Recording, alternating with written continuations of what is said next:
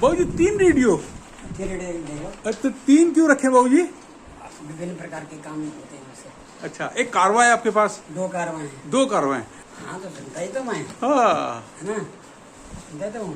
अब देशभक्ति के गाने ज्यादा सुनते हो आप? हाँ, पसंद वही है ज़्यादा। पसंद वही है ना? वो हाँ ये जो है जी जी पहले आप इसको समझो आप पहले। हाँ हाँ इसमें बने हुए 6 डॉट, ये जो बने हुए हैं। परंतु आप इसको समझ नहीं पाएंगे, समझेंगे आप यहाँ से समझेंगे आप। देखिए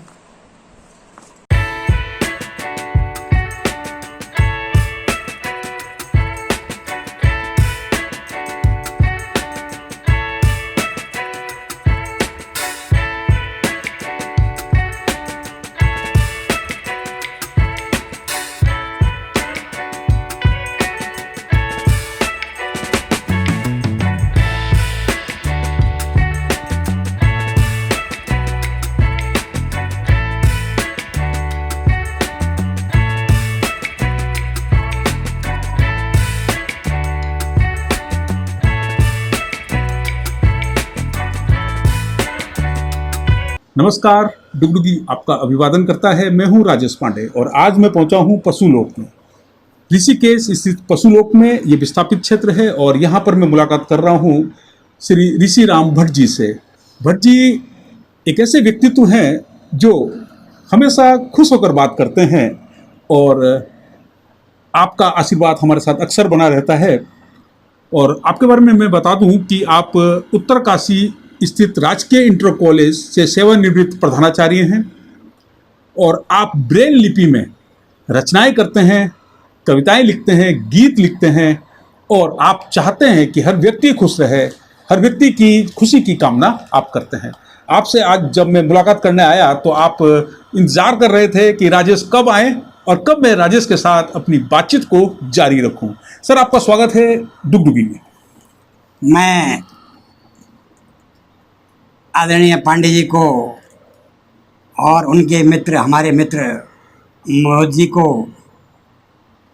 पाकर के अत्यंत हर्ष का अनुभव करता हूँ और ये बड़ी खुशी की बात है कि पांडे जी एक सफल वक्ता, सफल पत्रकार एवं व्यवहार कुशल व्यक्ति हैं और जहाँ कहीं भी जाते हैं अपनी अमृतमयी वाणी से सबको हर्षित कर देते हैं।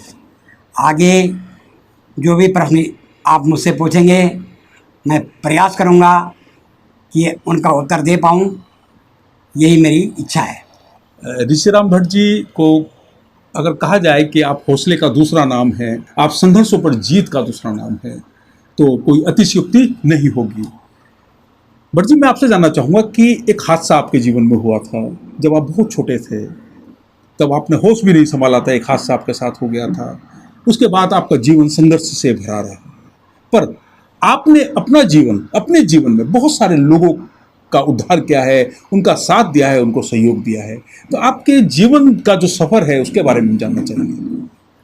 तो पांडे जी, आपने जो है बहुत महत्वपूर्ण बिंदुओं को छेड़ा है और इन बिंदुओं को अगर मैं समाज के सामने व्यक्त नहीं करूंगा तो ये भी अच्छी बात नहीं, क्योंकि कुछों के लिए तो ये शिक्षा का मार्ग है, हो सकता है कुछों के लिए सामान्य बात हो। तो मैं ये कहना ये चाह रहा हूँ कि तब 2-2.5 साल का था जब मैं दृष्टि दिव्यांग हो गया और उसके बाद माता पिता जो है काफ़ी शोक सागर में डूब गए कि इस बच्चे का क्या होगा, कैसे इसका जीवन चलेगा। लेकिन मेरे माता पिता, मेरे दादा दादी ये बहुत समझदार लोगों में थे। इन्होंने उस ज़माने में जबकि कहीं साधन नहीं थे, फिर भी उन्होंने कहा कि हम इस बच्चे को जो है पढ़ाएंगे और पढ़ा लिखा करके मंजिल तक पहुंचाएंगे। लेकिन आप सब जानते हैं कि समाज में हमेशा दो प्रकार के लोग होते हैं, एक सकारात्मक और एक नकारात्मक। तो नकारात्मक लोग कहते थे कि भाई जब जो अच्छे खासे लोग हैं वो नहीं पढ़ पा रहे हैं तो ये क्या पढ़ पाएगा।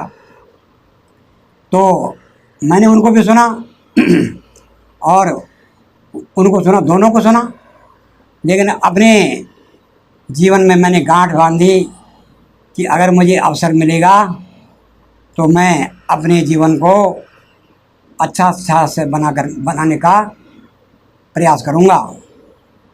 जब जो है भगवान की कृपा होती है तो जहाँ पर कृपा करे रघुवीरा, तो उसका कोई कुछ बिगाड़ नहीं सकता। जैसे अब होता क्या है कि मैं धीरे धीरे पढ़ने की ओर मेरी ललक आई। मैं सोचता था कि अगर मुझे अवसर मिलेगा तो मैं पढ़ूंगा ज़रूर, लेकिन उस समय दृष्टि दिव्यांगों का पढ़ने का कोई सोचता भी नहीं था। लेकिन मेरे दादाजी बहुत महान आदमी थे, उन्होंने मुझे जो है पहाड़े उस समय के पौवे धाम क्या क्या उस समय होते थे, उन्होंने मुझे बिल्कुल याद करा दी, अवाई सारी याद करा दी उन्होंने। अब क्या हुआ कि याद तो उन्होंने करा दी, परंतु मैं उसको लिखने में असमर्थ था, क्योंकि लिखने का तो संबंध दृष्टि से है। तो ईश्वर की कृपा से पता चला बहुत दिनों में पुरानी टिहरी में एक विद्यालय है जो स्पेशल दृष्टि दिव्यांगों के लिए है, और वो राजमाता जी ने खोला था, कमलेश मोमबत्ती शाह जी ने खोला था पुरानी टिहरी में। और वही विद्यालय मेरे लिए वरदान बना, और उसी विद्यालय के पुण्य प्रताप से मैं यहाँ तक आया हूँ।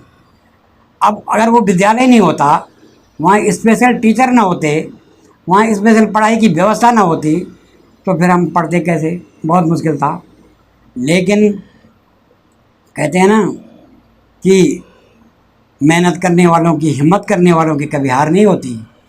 तो ऐसे ही हम आगे बढ़ते गए और सन 1983 में मेरी नौकरी राजकीय कन्या इंटर कॉलेज देवप्रयाग में लगी, और मेरे हृदय में हर्ष का सागर लहराने लगा। मेरे और मेरे लोगों ने इस चीज़ को जितना अनुभव किया, किसी को तो विश्वास नहीं हुआ कि इसकी नौकरी भी लगेगी। नौकरी लगी, और आप सबकी दुआओं से जितने मेरे जानकार हैं, जो भी मुझे जानते हैं, मैं इस श्रेय को किसी एक को नहीं देता हूँ, या इस श्रेय को मैं किसी व्यक्ति विशेष को नहीं देता, अपने को भी नहीं देता हूँ। मैं उन सबको देता हूँ जिन्होंने मुझे जाना और जिन्होंने मुझे पहचाना। उन सब की कृपा से, जिन्होंने मेरा सहयोग किया, उन सब की कृपा से 8/2/83 को मैं सामान्य अध्यापक के संगीत के पद पर नियुक्त हुआ। कालांतर में धीरे धीरे उन्नति होती गई। 1988 में मेरा विवाह श्रीमती मधुबाला भट्ट के साथ हुआ, जो एक उदार प्रकृति की महिला हैं, और जिन्होंने मुझे कदम कदम पर अपने व्यवहार से और अपनी कार्यकुशलता से जैसा मैंने चाहा वैसा ही मेरे साथ व्यवहार किया, अच्छा व्यवहार किया।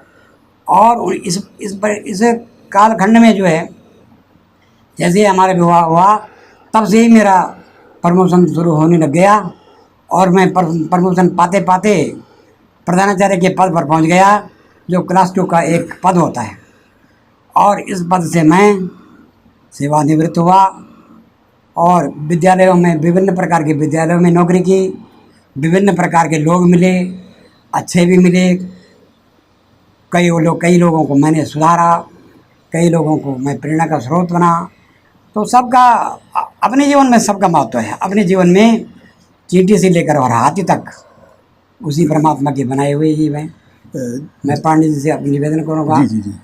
जैसा कि आपने अभी बताया कि शुरुआत से लेकर और जब नौकरी लग गई उसके बाद प्रमोशन और ये बहुत सारी बातें आपने अपनी जानकारियां दी हैं, अपनी उपलब्धियों के बारे में आपने बताया है। ये जो उपलब्धियां हैं इनका रास्ता संघर्ष से होकर चलता है। वो जीवन के कौन से संघर्ष थे, उन किस्सों को सुनना चाहेंगे आपसे, ताकि आपसे हमें हौसला मिल सके, हमारे को आगे बढ़ने की प्रेरणा मिल सके। संघर्ष शब्द जो है अपने आप में एक बहुत बड़ा शब्द है। किसी के लिए संघर्ष एक छोटा शब्द हो सकता है, लेकिन मेरे लिए ये बहुत बड़ा शब्द है। और मैं कहना चाहता हूँ कि संघर्ष में हमेशा उत्कर्ष छुपा हुआ रहता है। जैसे कि जो है लकड़ी में हमेशा आग छुपी हुई रहती है, दिखाई नहीं देती, लेकिन लकड़ी में आग होती है। उसी प्रकार संघर्ष में उत्कर्ष होता है, भले ही कितना परेशानी क्यों ना हो। तो जो संघर्ष की बात आप कर रहे हैं पांडे जी, तो उसमें मैं यही कहता हूँ कि संघर्ष देखो भाई, बिना संघर्ष के तो कुछ मिलने वाला नहीं है। अब मेरे जीवन में क्या क्या संघर्ष आए, मेरे जीवन में क्या क्या संघर्ष नहीं आए, एक हो तो मैं गिनाऊँ। मेरा तो जीवन संघर्षों से ही भरा हुआ है। सबसे बड़ा संघर्ष मेरे जीवन में ये था कि मैं एक गरीब व्यक्ति था, और जो है एक तो दृष्टि दिव्यांग है, और फिर उस पर गरीब। तो गरीब रामचरितमानस में लिखा हुआ है कि नहीं दरिद्र सम दुख जग माही।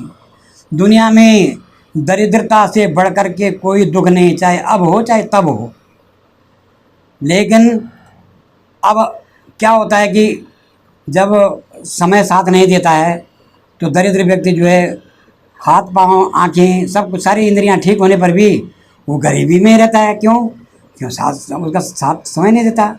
लेकिन आज मैं कहता हूँ कि दरिद्रता जैसे शब्द मुझे पसंद भी नहीं है, ना कोई दरिद्र है। दरिद्रता को हम दूर कर सकते हैं, हर हालत में दूर कर सकते हैं। बस बात यह है कि अगर हम प्रयास करें तो, और जब हम प्रयास ही नहीं करेंगे तो ये दरिद्रता बनी रहती है। तो मेरे जीवन में दरिद्रता बहुत बड़ा संघर्ष था। क्यों कि भाई अगर मुझे पढ़ाई न करनी होती तो मैं दरिद्रता को ही दूर करता, लेकिन मुझे तो पढ़ाई भी करनी थी और पढ़ाई करने के लिए पैसा भी चाहिए था। तो इसलिए जो है पढ़ाई करने के लिए पैसा चाहिए, तो फिर इसकी थोड़ा दिक्कत रही। उस ज़माने में जब हम पढ़ते थे पुरानी टिहरी में, हम 2 भाई पढ़ते, मेरा छोटा भाई भी था। तो अब हुआ ये कि 100 रुपये मिलते थे उस ज़माने में हमको। अब पिताजी पंडिताई करते थे तो 100 रुपये का भी आता पता नहीं था कि वो टाइम पर आएगा कि नहीं आएगा, लेकिन 100 रुपये मिलता था, ये बात तो थी। अब वो 100 रुपये में क्या होता था कि 25 रुपये तो मैं कमरे का किराया देता था, 40 रुपये मैं खाने का होटल में खाते थे, तो 40 रुपये में उस ज़माने में मंथली था। तो उस ज़माने में 40 रुपये में खाते थे, 1 महीने में पेमेंट करते थे होटल वाले का। तो उसमें अब हमारे पास कितने रुपए, 65 रुपये हो गए। अब मेरे पास बचे 35 रुपये, उसमें 3 रुपये फीस पड़ती थी, तो ये 68 रुपये हो गए। तो अब उसमें जो है कभी कोई आ जाए, कभी कोई गेस्ट आ जाए, अब किसी को क्या पता कि ये गरीबी है कैसी है, या स्कूल के अपने लिए कपड़े बनाने हैं और अपने लिए कॉपी लानी है, तो मतलब 100 रुपये में हम अपना करते थे। तो ये संघर्ष मुझे सबसे ज़्यादा दिखाई दिया। दूसरा संघर्ष ये है कि हर काम जो है उस ज़माने में आने जाने की ऐसी सुविधाएं नहीं थी, कम से कम पहाड़ों में बिल्कुल नहीं थी कि आपने गाड़ी उठाई और चल दिए। नहीं, जहाँ जाना था पैदल ही जाना था। मैं भी सैकड़ों मील पैदल चलता था, कई बार गया, पैदल गया, अपने साथियों को लेकर के गया, तो पैदल चलना पड़ता था। और कई बार जो है पैसे नहीं होते थे तो एक टाइम भी खाना खाना पड़ता था। तो ये ख़ास बात थी। फिर ऊपर से जो है पढ़ाई का दबाव बहुत ज़्यादा था। उस ज़माने में ऐसा नहीं था जैसा आज है। उस ज़माने में गुरुजी लोग जो है पिटाई ठीक ठाक करते थे अगर कोई पढ़ता नहीं थे। हालांकि वो पिटाई आज हमारे काम आ रही है। कोई उन्होंने हमको दुश्मन ऐसे नहीं पीटा, लेकिन वो कहते थे कि नहीं, जो काम दिया जा रहा है उसको होना चाहिए, चाहे तुम कुछ भी करो, तुम भूखे रहो, इसे में क्या लेना देना, पर ये काम होना चाहिए पूरा। तो पिटाई भी बहुत होती थी। लेकिन आज के बच्चों की तरह हम घर में नहीं बोलते थे कि गुरुजी ने हमको पीटा है। नहीं तो उस समय घर वाले ये बोलते कि अच्छा ही हुआ तुम्हें पीटा, जब तुमने कोई गंदा काम किया होगा तभी तो पीटा। तो ये सब बातें हैं, कहने की बातें, कितना कहा जाए कितना न कहा जाए। काफ़ी पिटाई हुई, काफ़ी पढ़ा। अब मैं चाहूँगा कि जी जी, आप तो रचनाएं करते हैं, कविताएं लिखते हैं, गीत लिखते हैं, क्यों ना एक गीत आपसे सुना जाए, आपका स्वरचित गीत आपसे सुना जाए। जहाँ तक गीत है, गीत का तो मैं, क्योंकि गीत तो ट्यूनिंग में भी चाहिए, अभी मैंने ऐसा कुछ नहीं किया, लेकिन मैंने जो कविता लिखी है थोड़ा सा सुना देता हूँ। और ये है कि दोहा छंद में मैंने लिखा है कि यद्यपि हम दृष्टिहीन हैं, यद्यपि हम दृष्टिहीन हैं, हृदयहीन न हों। यद्यपि हम दृष्टिहीन हैं, हृदयहीन न हों, परोपकार के मार्ग से विचलित कभी न हों। परोपकार के मार्ग से विचलित कभी ना हों। दृष्टिहीन हम हो गए, ठीक, दृष्टिहीन हम हो गए, नहीं किसी का दोष, जीवन को सार्थक करें, सदा करें संतोष। अव्यावहारिक मत होइए, अव्यावहारिक मत होइए, तजें निराशा शोक, तजें निराशा शोक, अवसर को न गंवाइए, निज उन्नति मत रोक। तो कहने का मेरा अभिप्राय ये है कि भाई दृष्टिहीन हो गए वो अलग बात है, या किसी व्यक्ति का कोई भी दिव्यांगता आ जाती है, वो तो एक ही तो होते हैं। अब ये थोड़ी कि अब हम सारे दिन भर उसी का रोना रोएं, अगर ऐसा होगा तो फिर काम नहीं होगा। तो जागृत हों, विस्तार करें, जागृत हों और जागृत हों, विस्तार करें, बुद्धि विवेक विचार साहस कर आगे बढ़ें, यह जीवन का सार। अलग थलग हम क्यों रहें, हम समाज के अंग, सद्विचार व्यवहार से बदलो अपना ढंग। तो ऐसी रचनाएं मैं लिखता हूँ पांडे जी। नहीं, बहुत सुंदर। और आप एक प्रेरणा स्रोत आपकी कविता है, ये बताती है कि आप अलग थलग मत रहिएगा, आप समाज का अंग हैं, समाज के साथ कदम बढ़ाएं, कदम बढ़ाएं, कदम बढ़ाएं। आपने संगीत की शिक्षा ली, मैंने संगीत इसके बारे में जानना चाहिए। हाँ, संगीत के बारे में। संगीत को अगर कोई हमसे पूछे कि संगीत किसे कहते हैं, तो संगीत उसको कहते हैं, संगीत में 3 चीज़ें शामिल होती हैं, गायन, वादन और नृत्य। जब ये 3 चीज़ें मिलती हैं तब संगीत होता है। अकेला गायन, मैंने कोई गाना गा दिया तो उसको संगीत नहीं होगा, उसके साथ में वादन भी चाहिए, तार भी चाहिए कुछ, और पूर्ण रूप से गायन वादन से काम चलेगा, लेकिन पूर्ण संगीत को तभी माना जाता है जब नृत्य भी हो। यही हमारे भारतीय संगीत में कथक नृत्य है, कई प्रकार के नृत्य हैं, कथकली है, कई प्रकार से। तो नृत्य, गायन, वादन और नृत्य, इन तीनों कलाओं के समावेश को संगीत कहते हैं। और संस्कृत में ये कहा गया कि यो अयम ध्वनि विशेषस्तु स्वरवर्ण विभूषिता रंजको जनचित्तानाम सैराग कथितो विधव। तो जब ये रंजन की ओर, मनोरंजन की ओर जाता है, आनंद की ओर जाता है, तब ये संगीत होता है। मतलब यो अयम ध्वनि विशेष, तो मतलब ऐसी वह ध्वनि विशेष, यो अयम ध्वनि विशेषस्तु स्वर वर्ण विभूषित, स्वर और वर्ण से विभूषित, रंजको जन चित्तानाम, लोगों के चित्त को आनंद देने वाला, रंजको जन चित्तानाम सराग कथितई बुधई, बुध लोग माने विद्वान लोग उसी को राग कहते हैं। ये संगीत की बात है। अब जहाँ तक संगीत की बात है, मैंने भी कुछ राग सीखे हैं।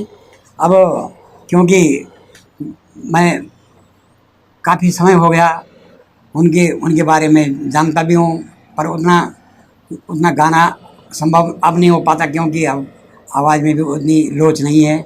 फिर भी मैं आपको ये बताता हूँ कि संगीत जो है पहले सरगम से शुरू होता है।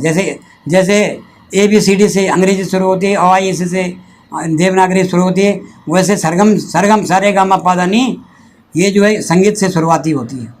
तो ये सारे गामा पादानी 7 स्वर होते हैं, लेकिन 7 स्वर नहीं होते बल्कि 12 स्वर होते हैं।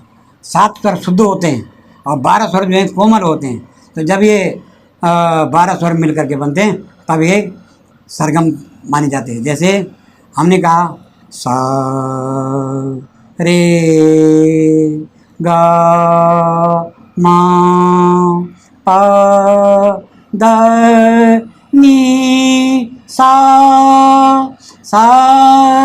नी दा प मा गा रे सा। तो जो मैंने ये सुना है आपको, ये शुद्ध स्वर हैं। अब इनको कोमल कैसे करेंगे? कोमल इनमें केवल रे गा मा धा नी होगा, बाकी नहीं होंगे।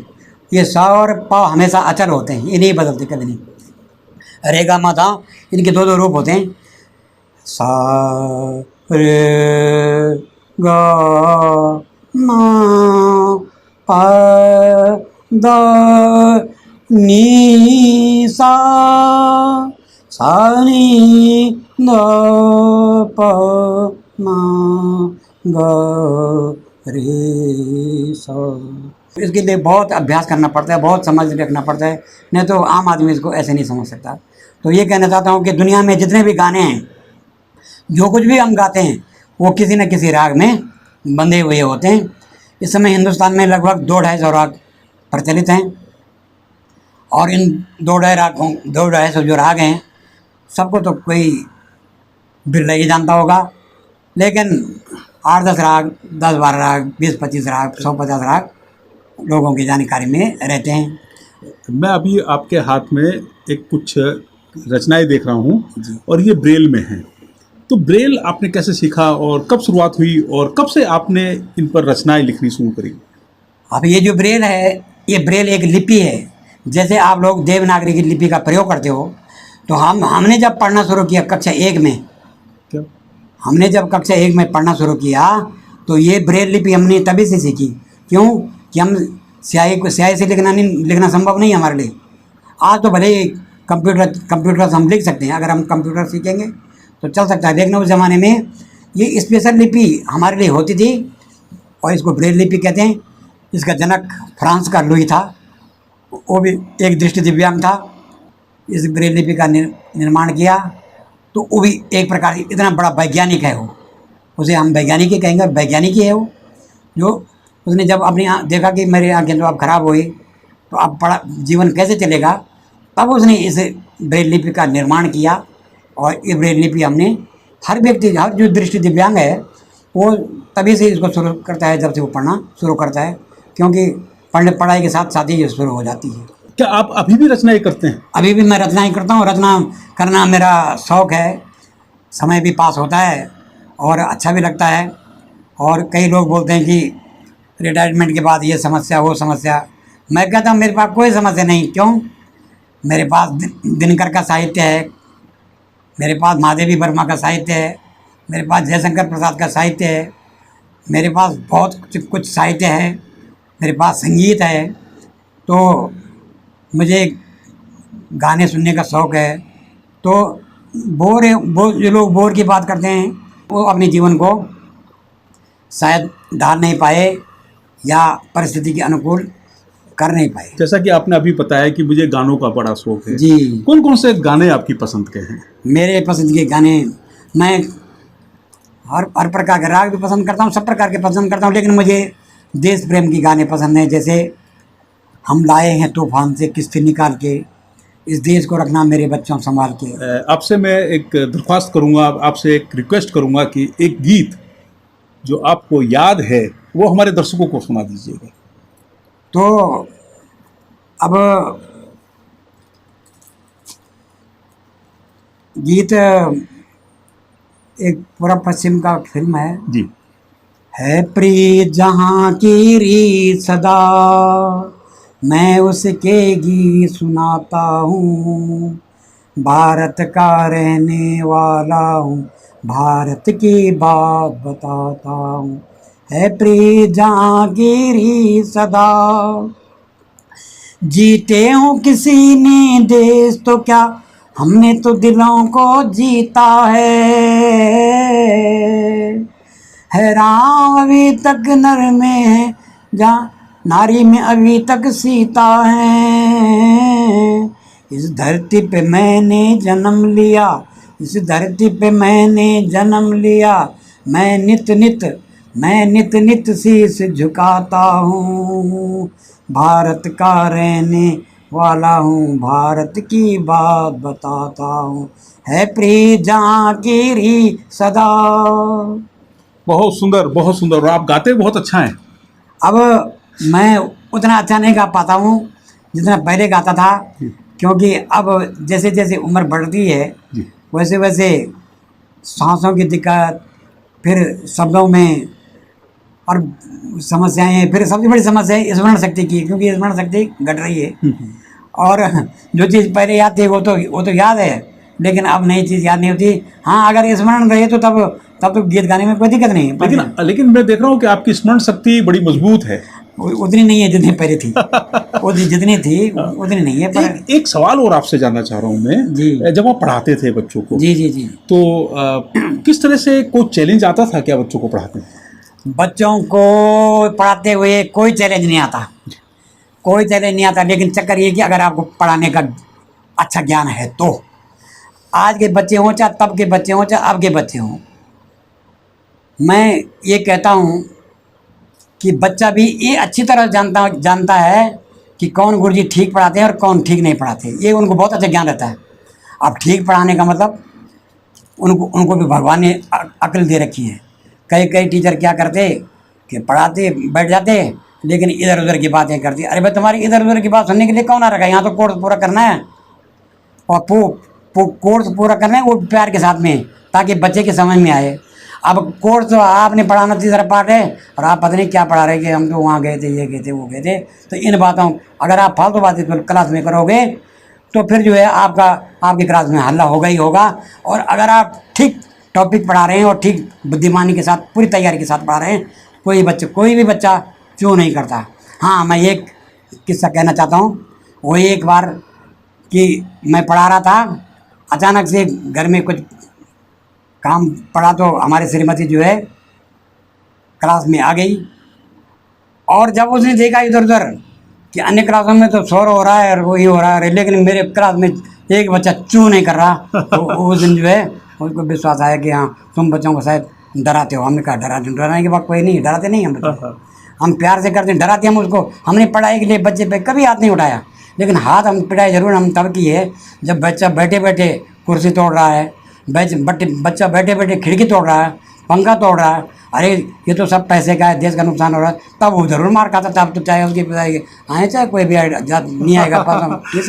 लेकिन पुराने जो शिष्य आपको मिलते हैं, पुराने छात्र आपको मिलते हैं, बिल्कुल बिल्कुल, ये क्या कहते हैं, कितना गर्व महसूस होता है उनको? बहुत, कई बार नटराज चौक पे मिलते हैं। हाँ। एक किस्सा मुझे याद आ रहा। हाँ। एक बच्चा था देवप्रयाग में जी।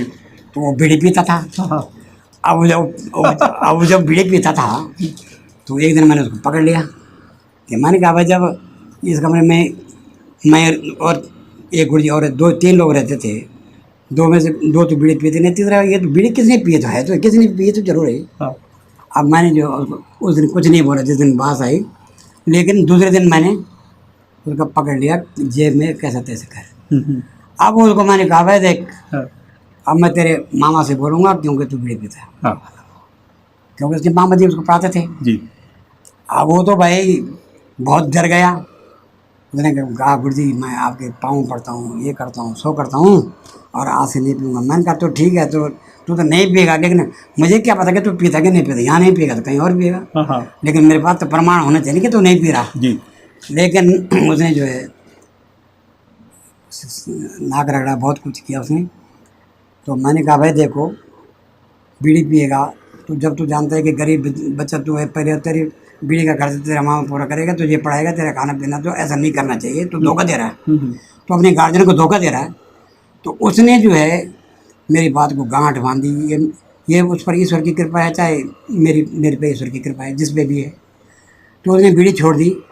जब एक दिन मुझे मिला, वो नटराज पे, जापान में रहता है, वो आया तो भैया उसने मेरे को प्रणाम करा और कहा गुरुजी मुझे याद है वो बीड़ी, वो बीड़ी का धुआं मुझे याद है। तो मैंने कहा अब तो नहीं पीता, अब तो सिगरेट पीता होगा। उसने कहा अब मेरे के अंदर कोई व्यसन नहीं है, मैं कुछ नहीं करता हूँ। उसने मतलब पूरा विश्वास दिलाया।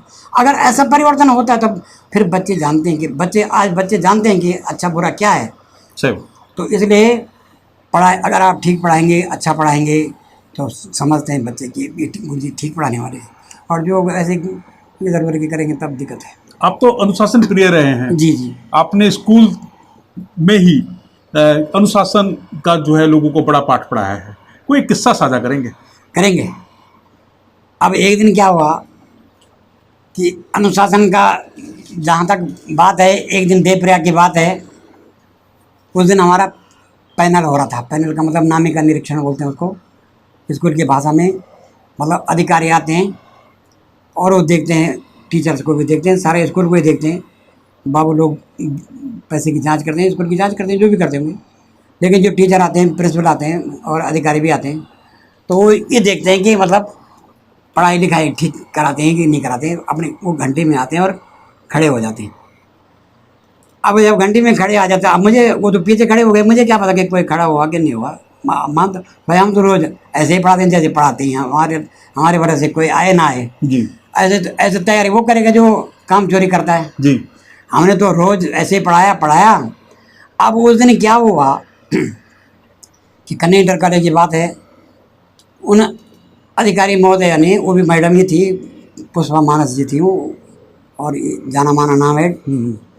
तो आई हमारी कक्षा में, तो उन्होंने मुझसे पूछ लिया कि गुरुजी ये बताइए कि आपके क्लास में विद्यार्थी कितने हैं, कितने विद्यार्थी हैं आपका। और मुझे याद है, बहुत खुशी की बात है, मैंने कहा मेरी क्लास में जो हैं 35 विद्यार्थी हैं। तो आपने कहा, उन्होंने कहा 35 कैसे, मैं गिनूं?